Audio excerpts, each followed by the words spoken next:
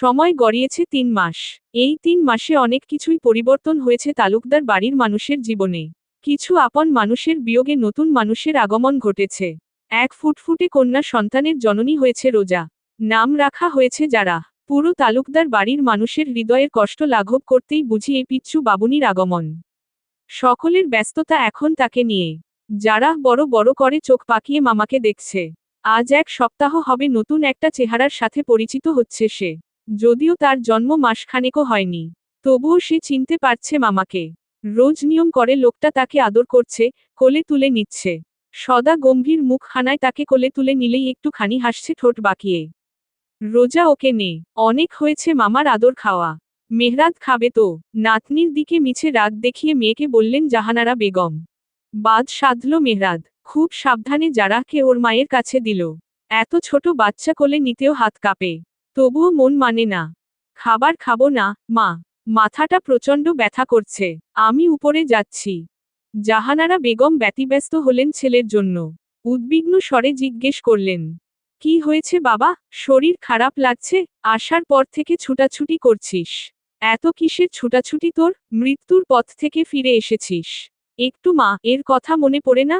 আমার কষ্টগুলো বুঝিস না? তোরা ছাড়া কে আছে আমার? বলেই তিনি কান্না শুরু করলেন। মেহরাদ সান্ত্বনার বাণী শুনিয়ে থামালো মাকে। ঔষধ খেলে ঠিক হয়ে যাবে জানালো সে।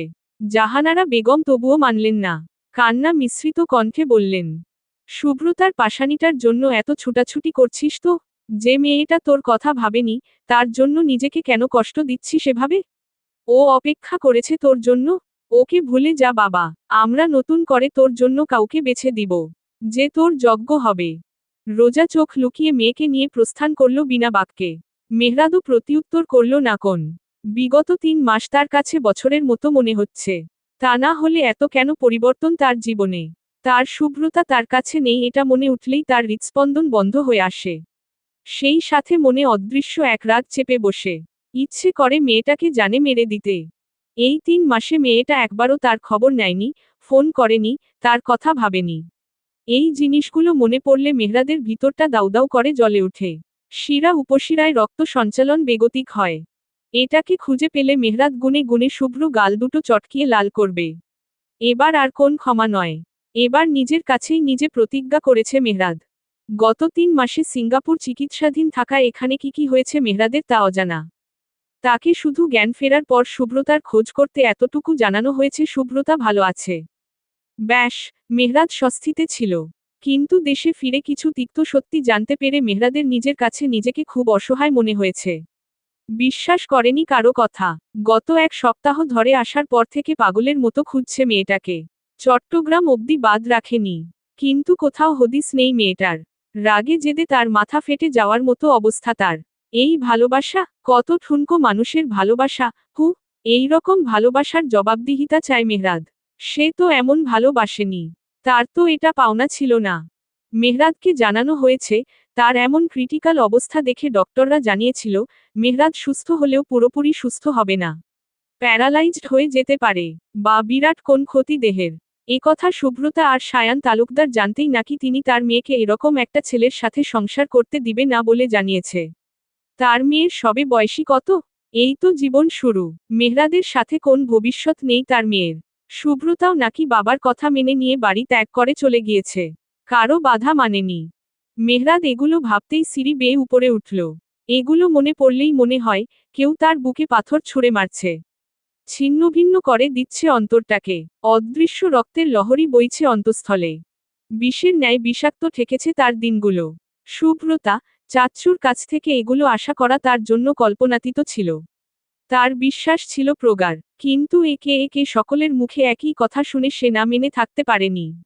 তবুও সে বেইমান মেয়েটাকে চায়। তার প্রশ্নের জবাব চায়। ওর ভালোবাসা এত ঠুনকো কেন এর জবাব চায়। চাচ্চুর কাছে জবাবদিহিতা চায়। রাজশাহীর ব্যস্ত নগরীতে গাড়ির ছুটাছুটি রাস্তা জুড়ে। মধ্যবয়সী এক লোক বাস থেকে রিকশায় চড়ে অফিসের জন্য ছুটছে। আজ বড্ড তাড়া বেশি তার। তবুও ক্লান্তি অস্থিরতা তাকে ছুতে পারছে না যেন। কর্মঠ দেহটা সবসময় সোচ্চার।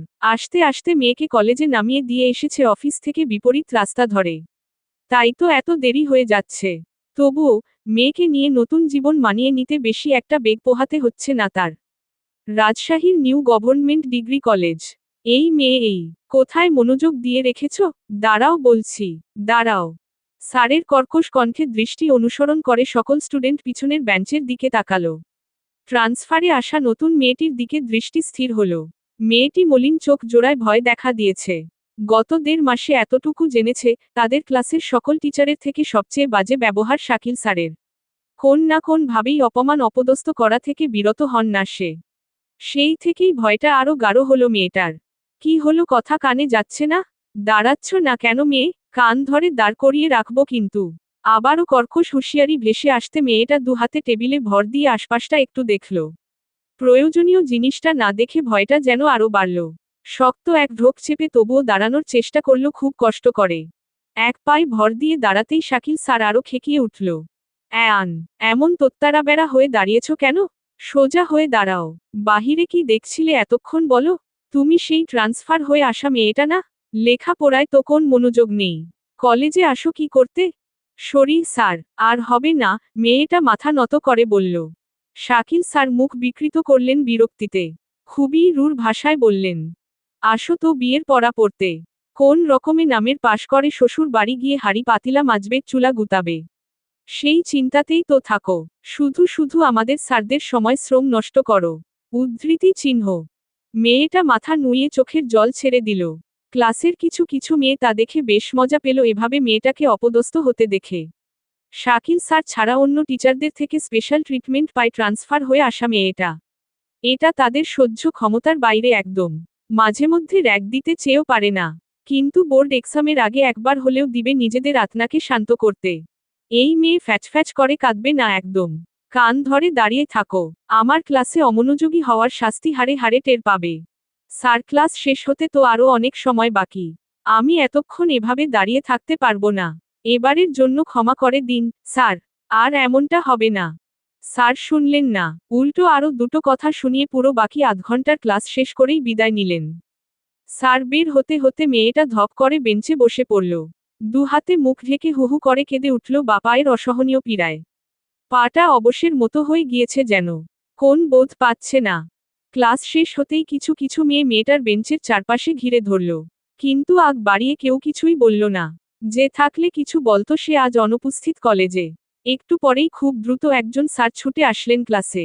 বাদ বাকি স্টুডেন্ট নড়েচড়ে বসে স্পেস দিলেন স্যারকে। সম্মান জানিয়ে যার যার স্থান হতে দাঁড়াতেই স্যার তাদের হাতের ইশারায় বসিয়ে দিলেন। উদ্বিগ্ন স্বরে কান্নারত ফোলা ফোলা চোখ দুটোর মেয়েটার কাছে যেতে যেতেই ডেকে উঠলেন, শুভ্রতা, শুভ্রতা, কষ্ট হচ্ছে, ডক্টরের কাছে নিয়ে যেতে হবে।